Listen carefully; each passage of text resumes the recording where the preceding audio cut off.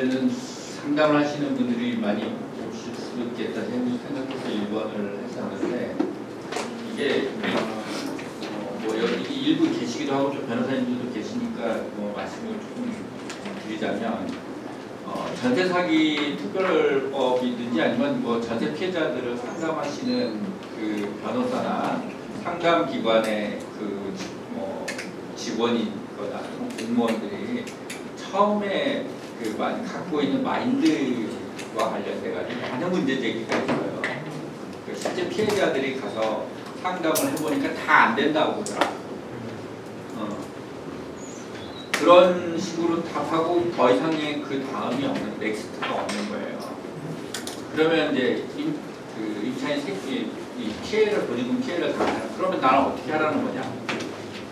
거기에 대해서 굉장히 답답함이 많고 구체적인 질문들이 되게 구체적인데 그런 부분에 대해서 응답이 시원치 않으니까 굉장히 불만이 많고 여기 아마 부산 지역에서도 지금 전세 피해 지원센터가 있는 걸로 알고 있는데 거기 상담을 한번 해보신 분들의 대체 반응들이 그런 반응들이 많다고 합니다. 그래서 이것과 관련된 부분에서 상담기관에 종사하시는 분들, 변호사나 그런 공무원들이나 이런 분들이 좀 가지셔야 되는 자세의 요소들에 대한 그리고 이게 저의 개인적인 뭐 윤리적인 얘기를 하는 게 아니고 실제 그 전세사기 피해 지원센터 를 서울에서 인천에서 운영하면서 초기에서 나타났던 오류들입니다. 흔하게 범할 수 있는 그런 문제들이고 그런 문제들이 있을 때 우리 시민들은 또 그거에 시정을 강하게 요구를 하셔야 돼요. 네, 그렇기 때문에 피해자도 또 이런 부분에서 종사하시는 분들 같이 좀 공유해야 될 부분입니다. 전세 사기와 관련된 게 어떤 건지는 좀 전에 말씀하셨으니까 제가 공개하겠습니다. 이 얘기를 드리려고 했는데 전세 사기가 아까 전 피해자들 말씀드렸는데 가장 심각한 피해를 입으시는 피해자들이 후순위 전세 사기 피해자들입니다. 이분들의 경우에는 선순위도 그런 경우도 있겠지만 대출이 껴있는 경우에 대출금을 다 갚지 못하는 상태가 될 수 있고 경우에 따라서는 젊은 나이에 파산이나 회생을 신청을 해야 되는 상황들까지 갈 수가 있습니다. 그래서 굉장히 심리적으로 절망적인 상태가 되거든요. 자기 상태에 대해서 알게 되면. 근데 그런 부분과 관련해서 주인한테 해줄 수 있는 게 이 나라의 제도가 해줄 수 있는 게 없습니다라고 대답을 하면 굉장한 절망감으로 내가 이렇게 인생을 헛살았구나 이런 생각을 하시게 될 수가 있어요. 그래서 그런 고민을 몇 달 하다가 대책위원회 같이 모여서 뭐도 하다가 결국 내 문제는 해결이 안 되는 게 하고 이렇게 일부 피해자들이 극단적인 선택을 하시는 그런 상황이 생겼고 그분들이 뭐 적극적이지 않고 소극적인 성격이었기 때문에 그렇게 된 게 아닙니다. 그분들 중에서 대책위 활동 열심히 하는 분들이 있었어요. 근데 내 문제는 해결이 안 되니까 그런 상황까지 간 거거든요.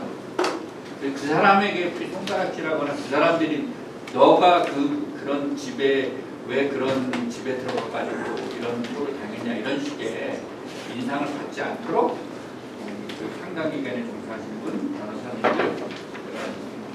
시민단체에 계신 분들 이런 분들이 피해자의 잘못을 탓하지 않는 그런 상담을 해주셔야 한다는 말씀을 꼭 드리고 싶습니다.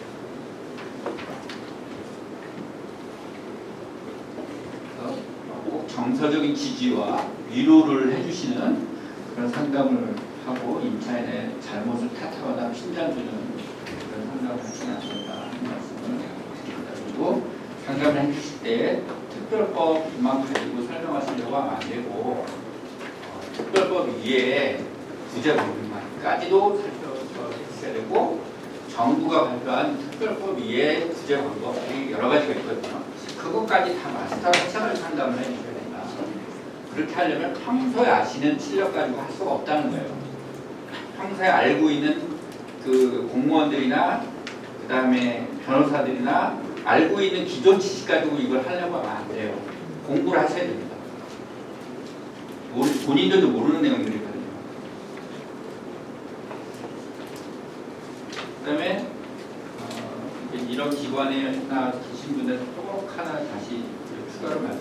같은 건 대출 채무 변제가 어떻게 되는지 이게 제일 중요합니다. 이분들한테 이게 해결이 돼야 그 다음에 다음으로 나가서 어떤 생각을 할 수가 있는 거예요. 그래서 대출 채무 여부에 대해서 꼭 확인하시고 저게 어떻게 이 상황에서 어떻게 해결되는지 거기까지 설명을 해주셔야 설명이 제대로 되는 것이다. 그래서 만약에 전세대출 채무가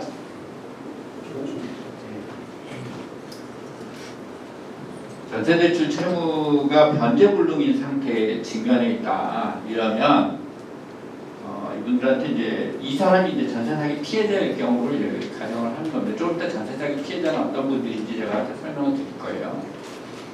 LH 이런 분들이 이제 전세사기 피해자면 LH 등 공공주택사업자의 주택 매입 신청 및 입주 파산 개인회생을 신청하도록 안내하는 것이 정답입니다. 그래서 채무를 갚지 못하는데 대출을 추가로 더 받아가지고 해봤자 의미가 없어요. 지금 정부가 대출을 더 받으라는 그런 대안을 내놨지만 대부분 못 받을 겁니다. 현실적으로. 그렇게 될 경우에는 대출을 다 못 갚게 되는 상황이 직면하게 되잖아요. 그럴 경우에는 LH한테 공공주택사업자의 LH 등 공공주택, 부산에서는 또 부산에 무슨 공사 같은 게 있겠죠? 주택 매입을 신청을 합니다. 피해자 결정을 받고 나서 그걸 가지고 주택 매입을 신청을 하고 주택이 매입이 되면 거기서 사실 수가 있어요. 그 다음에 파산 회생을 신청하도록 이렇게 저희가 안내를 하고 있습니다. 그래서 채무를 탕감을 받으셔야 돼요. 그래야 문제가 해결이 되는 거예요. 물론 이렇게 해서 몇 년 동안 신용이 회복이 잘 안 되고 굉장히 고생을 하시겠죠. 굉장히 하시고 또 요 기간 거치는 것도 개인회생도 한 3년여간 그걸 갚아야 되니까 굉장히 고생을 하시게 됩니다. 하지만 그 기간이 지나면 어쨌든 이 문제는 해결이 되거든요. 근데 이거를 제대로 안 가르치고 설명을 안 하면 그분한테 도움이 안 된다는 말이에요.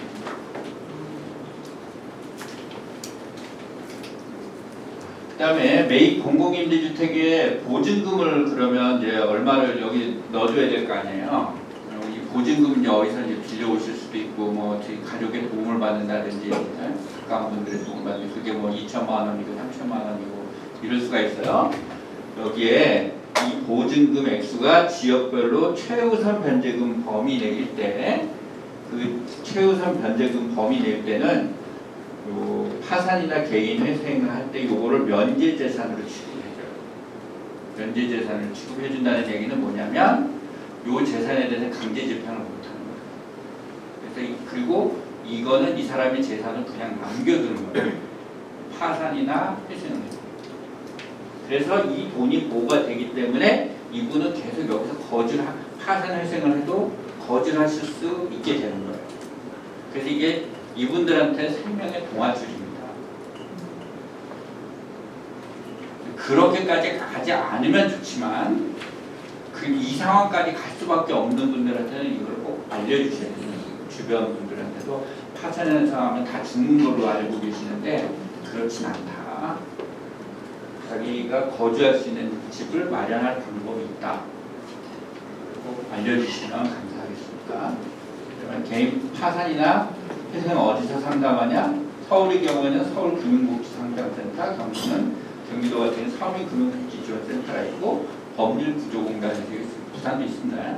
법률구조공단에 가시면 이거 상담 받으실 수 있어요. 미리 전화하시고 예약한 다음에 가셔서 상담을 받으셔야 됩니다. 그냥 전화로 상담해 주진 않아요.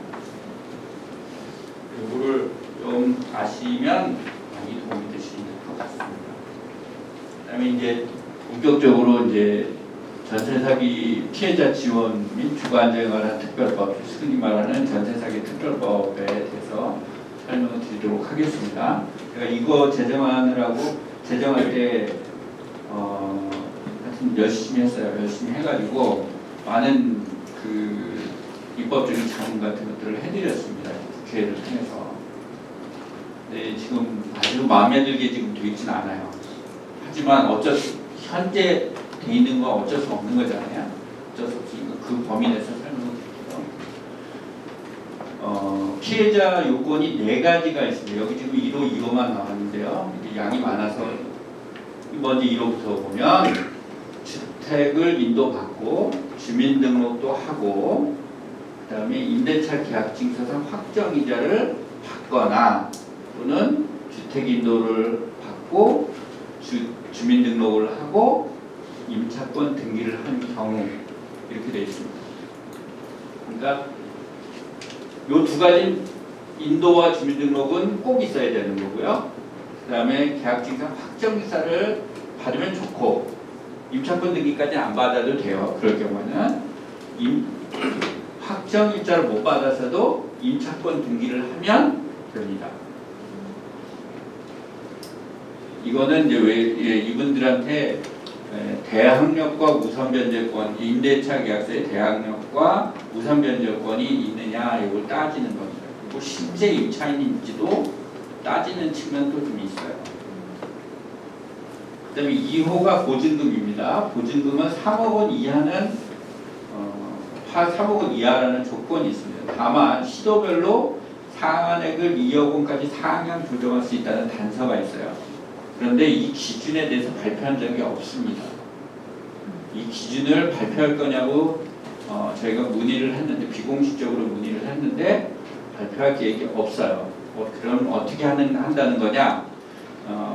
전세 사기 피해 지원위원회에서 개별 심사에서 결정한다는 거예요. 2억 원까지 더 늘려줄지 여부에 대해서.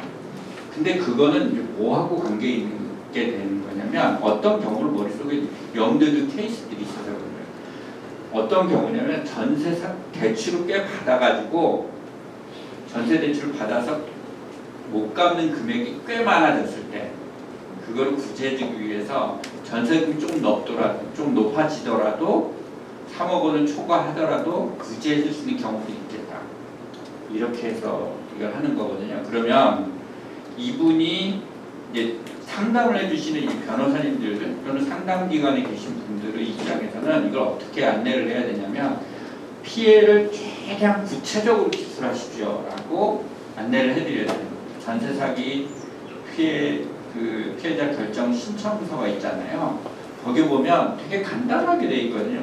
몇 개 서류만 돼가지고 끄적끄적 쓰면 될 것처럼 돼 있어요. 그런데 실제는 이 3억 원을 넘어서 5억 원까지 되는 이 사이의 구간에 계신 피해자분들은 굉장히 자세하게 비주얼 구조를 써서 나는 꼭 구제받아야 됩니다. 이렇게 써야 된다는 거예요. 이거는 실제 이 위원회에서 지금 현재 위원으로 계신 분한테 제가 직접 설명을 드렸습니다. 그리고 공무원들끼리 이 규정에 대해서 논의를 하는 과정에서 그런 얘기를 했다는 걸 제가 국회를 통해서 들었어요. 그래서 이 조건이 3억 원을 넘는 분들, 5억 원까지의 보증금 전세 사기 피해자들에 대해서는 개별 판단을 하니 이 부분에 대해서 상세하게 그래서 상세하게라는 건 결국 본인이 회수할 수 있는 금액이 얼마인지를 구체적으로 정리를 하라는 거예요. 그러면 이거를 정리하는 게 쉬운 게 아니거든요. 우리 개인적으로 법률에 대해서 전문가 아니신 분들이 이거 정리한다는 게 되게 어려워요. 그러면 법무사라든지 변호사라든지 상담을 받으셔야 돼요. 그리고 변호사님들이라면 이거 상담을 해주실 때 회수 가능 금액이 얼마인지 계산을 해보셔야 되는 거예요. 그리고 선순위 금액까지 다 따지셔가지고 이분이 얼마를 회수하는지, 대출금이 얼마 있는지, 그래서 대출금을 얼마를 못 갚게 되는지 그거를 계산을 해주셔야지 이 세입자들이 그 상황을 설명을 충분히 듣고 거기다 쓰실 수가 있잖아요. 이거에 대한 경우 말씀드리니까 한 거를 1호와 2호에 대해서 말씀드리고요. 3호, 4호 이제 말씀드리겠습니다. 3호는 다수의 임차인 피해 요건이에요.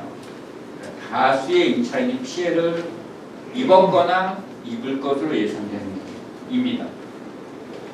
그 구체적인 사례들이 뭐냐면 임대인이 파산을 했다. 그래서 대규모로 임차인들 피해자들이 확인이 되고 있다. 또는 뭐 이분이 회생을 했다, 회생 개시 결정이 됐다. 임대인이 회생 개시 결정하는 경우도 있습니다. 그 다음에 임차주택이 경공매가 여러 건이 수두룩하게 지금 경매가 되고 있다. 그 다음에 국세 또는 지방세 체납으로 해서 임차주택이 압류가 되어 있다. 근데 이게 한 건을 얘기하는 게 아니고 여러 건이 그렇다는 걸 얘기하는 겁니다. 한 건을 얘기하는 게 아니고 이런 피해가 하나, 임대인이 한 명이고 임차인도 한 명밖에 없고 그 다음에 그 사람이 여기 이런 게 압류됐다. 이건 이 케이스에 해당되지 않는 거예요. 그러니까 한 임차인이 그냥 주택 한 건만 임대를 해가지고 한 임차인 한 명만 있는 케이스 이런 경우는 해당되지 않는데 문제는 이게 증명이 어려운 거예요. 임차인들 입장에서 임대인이 몇 채를 지금 집을 갖고 있는지 압니까? 그리고 어디에 이 사람이 가지고 있는지 알아요?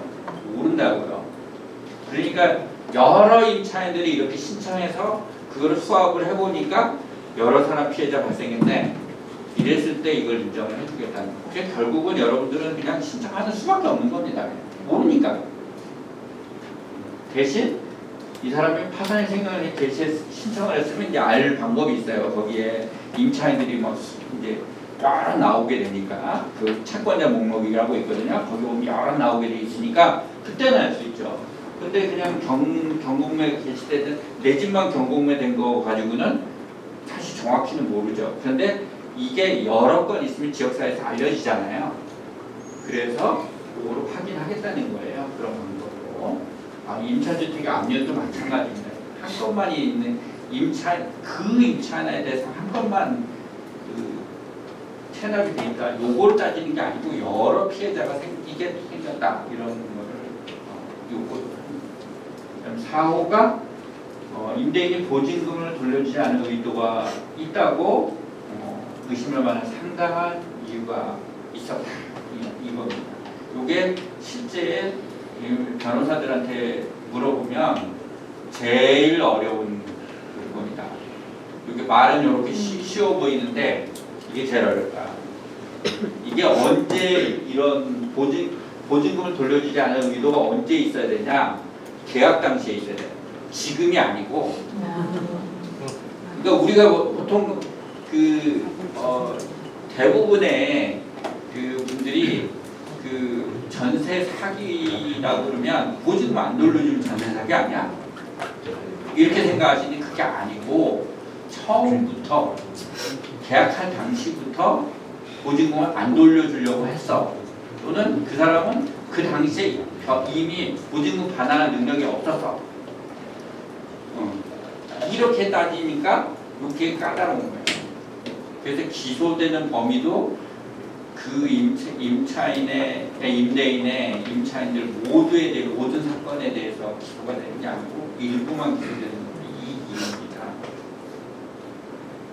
그래서 그 사람이 신용 상태가 아주 나빠져서 못 돌려주고 있을 때, 못 돌려준 상태고 이미 벌써 어떤 사람 못 돌려주고 있는데도 불구하고 계속 임대를 받아가지고 보증금을 편취했다.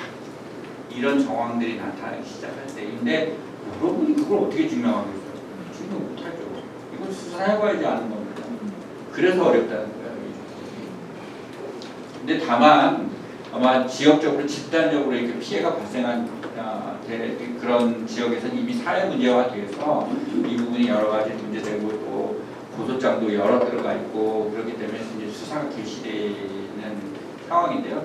그런 상황이라면 여러분들도 빨리빨리 고소장을 제출하십시오. 그런 상황, 본인이 그런 상황이라고 생각하시면 그러면 이게 쭉 모여가지고 이 사람이 보증금을 돌리지 않은 의도가 있었는지 이런 부분들을 수사기관들이 조사를 하게 됩니다.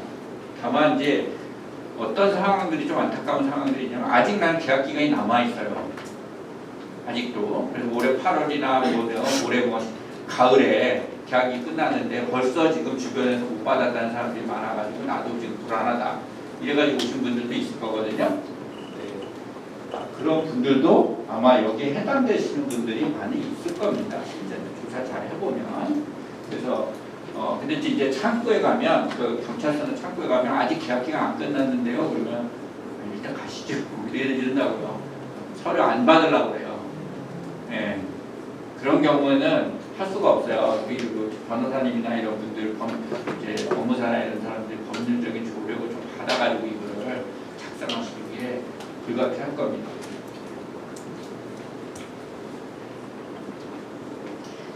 자, 그다음에 이제 지금 요거는 이제 제외되는 거예요. 전세사기 피해가 요거는 좀 특수한 요건인데 이미 경매가 끝나버렸어요. 네, 지금 이제 법 시행 전에 경매가 끝난 경우에 이제 구제하기 위한 거거든요. 그래서 법 시행 2년이 되는 날부터 법 시행 이전에 경공매 절차가 완료된 임차인인 경우에는 1호와 3호의 요건은 제외한다. 1호와 3호가 지금 여러분 기억이 안 나시죠? 네, 복잡하니까 1호가 주택인도, 주민등록, 확정일자나 임차권 등이 요건은 면제해준다.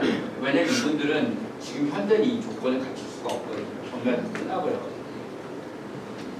그 다음에 3호 지금 다수 피해자 요건인데 여기에 지금 보면 경공매 개시 이런 게 있잖아요. 지금 경공매가 끝나버렸기 때문에 요건 만족을 할 수가 없으니까 면제를 해준다. 그런 분들에 대해서도 전세사기 피해자로 인정을 해줄 수 있다. 그러면 법 시행 후에 경공매가 완료된 임차인은 어떻게 되는 거냐? 이것도 문제가 되잖아요.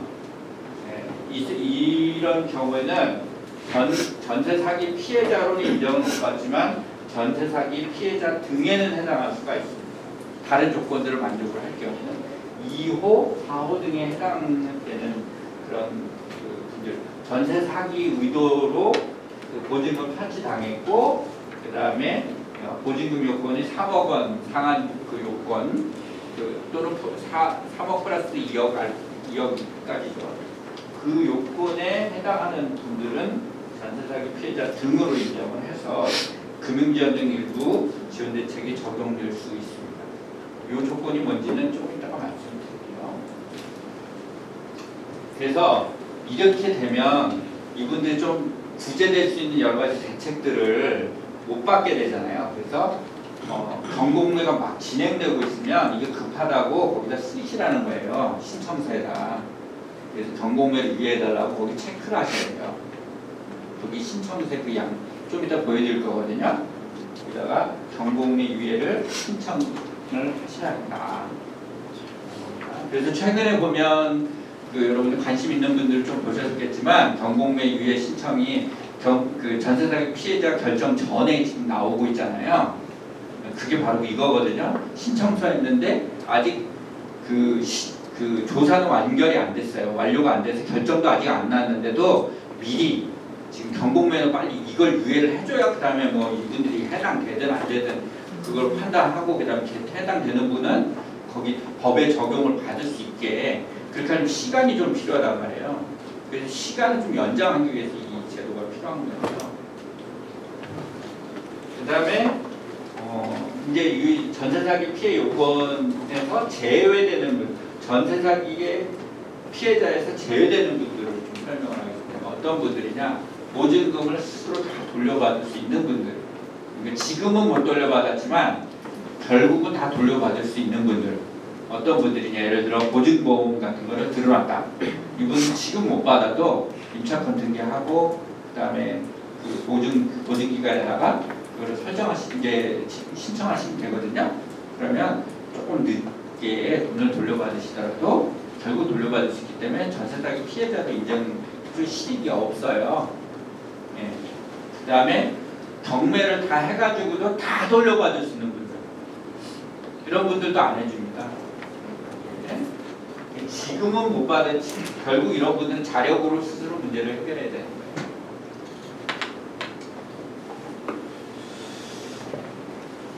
그다음에 이제